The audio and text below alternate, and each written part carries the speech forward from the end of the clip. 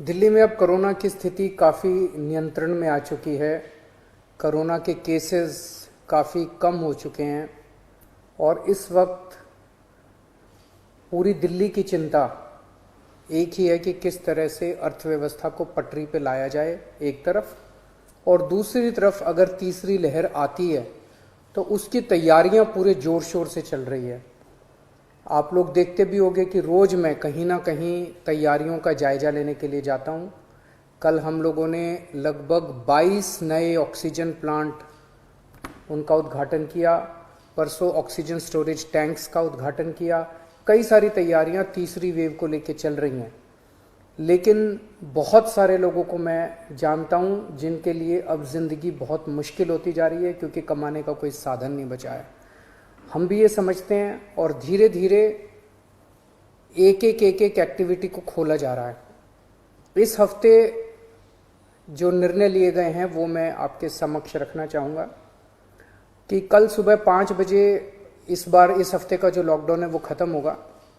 कल 5 बजे के बाद से सारी एक्टिविटीज़ अलाउड हैं, एक्सेप्ट कुछ एक्टिविटीज़ हैं जो बिल्कुल प्रोहिबिटेड हैं, वो बिल्कुल अलाउड नहीं है, और कुछ एक्टिविटीज़ हैं जो रिस्ट्रिक्टेड तरीके से अलाउड हैं। इसका भी डिटेल्ड ऑर्डर थोड़ी देर में आप सब लोगों को मिल जाएगा, लेकिन मोटे मोटे तौर पे मैं आपकी जानकारी के लिए बता दूं कि प्रोहिबिटेड एक्टिविटीज़ जो जिन पे बिल्कुल मनाही है वो कौन कौन सी हैं।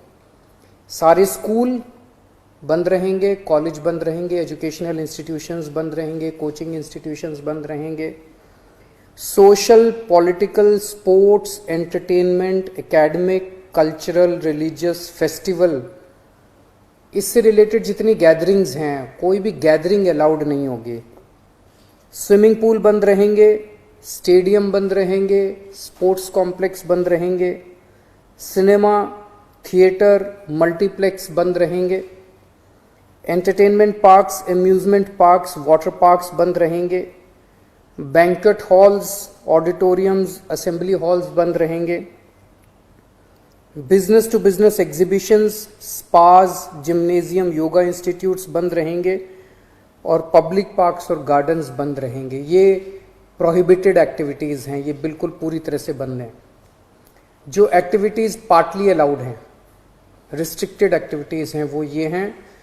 सरकारी दफ्तर, जो पिछले हफ्ते स्थिति थी वही कि ग्रुप ए ऑफिसर्स 100% अटेंडेंस और बाकी सबकी 50% अटेंडेंस, लेकिन जो एसेंशियल एक्टिविटीज़ है जैसे अस्पताल हैं, दूसरी पुलिस है, ये वो सब 100% वो पूरी तरह से चालू रहेंगी।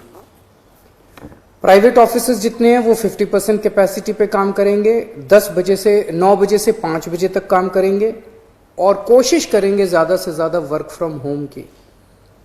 जितने मार्केट्स हैं, मार्केट कॉम्प्लेक्स हैं, मॉल्स हैं, वो अब पिछले हफ्ते ऑड इवन था, कल से पूरी तरह से सारी दुकानें खुल सकती हैं 10 बजे, लेकिन 10 बजे से 8 बजे तक शाम को। और जो रेस्टोरेंट हैं वो 50% सीटिंग कैपेसिटी पे काम करेंगे। ये एक हफ्ता हम लोग देखेंगे मार्केट्स और रेस्टोरेंट्स का। एक हफ्ते में अगर केसेस बढ़ते नहीं हैं तो इसको चालू रखेंगे, लेकिन अगर हमें लगता है कि दिल्ली में कोरोना के केसेस बढ़ने लग गए फिर से, तो हमें इस पे फिर से रिस्ट्रिक्शन और सख्त करनी पड़ेगी। इसलिए मेरी आप सब लोगों से गुजारिश है कि सभी मार्केट एसोसिएशन, सभी दुकानदार और सबसे गुजारिश है भीड़ ना होने दें, सोशल डिस्टेंसिंग का पालन करें।